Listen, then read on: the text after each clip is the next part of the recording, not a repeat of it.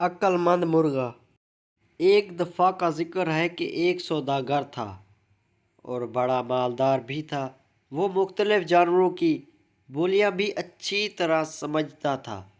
اسی دن اس نے اپنے مویشی خانے میں گدھے اور بیل کو آپس میں باتیں کرتے سنا۔ بیل گدھے سے کہہ رہا تھا، تم خوش قسمت ہو جبکہ میں سارا دن ہل چلاتا ہوں اور تم مزے سے رہتے ہو۔ گدھے نے کہا، میرا کہا مانو تو تم بھی آرام پاؤ گے۔ کل کام کے وقت بیمار پڑ جانا تو مالک تم سے کام نہیں لے گا۔ بیل نے خوش ہو کر تجویز پر پورا عمل کرنے کا یقین دلایا۔ سوداگر نے ان کی باتیں سن لی مگر خاموش رہا۔ اگلے دن جب ملازم نے بیل کے بیمار ہونے کی اطلاع دی تو سوداگر مسکرا دیا اور کہا کہ گدھے کو لے جاؤ۔ نوکر گدھے کو لے گیا اور شام تک کام لیا۔ رات کو جب گدھا آیا تو بیل نے شکریہ ادا کیا کہ تمہاری تجویز خوب رہی اور مجھے آرام کرنے کا موقع مل گیا۔ گدھا دن بھر مشقت سے چور چور رہا تھا۔ اسی وقت تو خاموش رہا لیکن جی میں سوچتا رہا، اچھی نصیحت کی کہ خود مصیبت میں پھنس گیا۔ اگلے روز صبح سوداگر پھر مویشی خانے پہنچا تاکہ گدھے اور بیل کا معاملہ دیکھے۔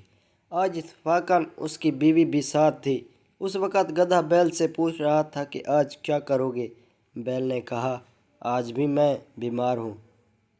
گدھے نے کہا، نہیں ایسا غضب نہ کرنا، مالک کہہ رہا تھا کہ اگر بیل تندرست نہ ہوا تو اس کو ذبح کر دیا جائے گا، اس لیے بہتر یہی ہے کہ آج کام پہ جاؤ ورنہ جان کو خطرہ ہے۔ سوداگر یہ سن کر ہنس پڑا۔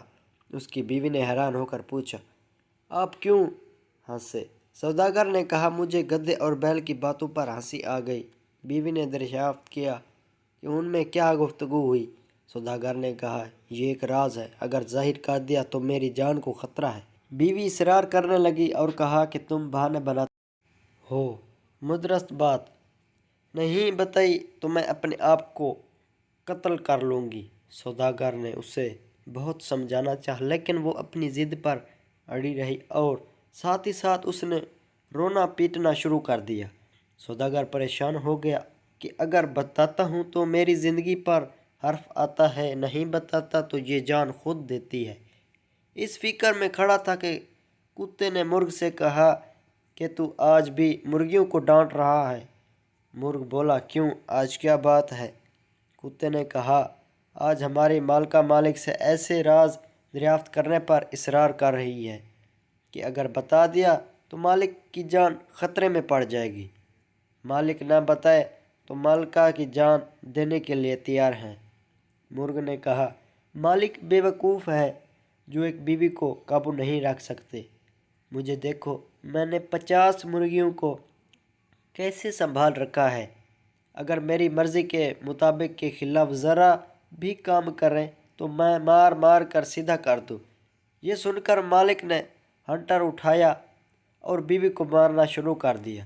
عورت ڈر گئی اور سوداگر کے قدموں میں گر کر معافی مانگنے لگی۔ تمہاری مرضی کے خلاف آئندہ کوئی کام نہیں کروں گی اور کبھی ضد نہیں کروں گی۔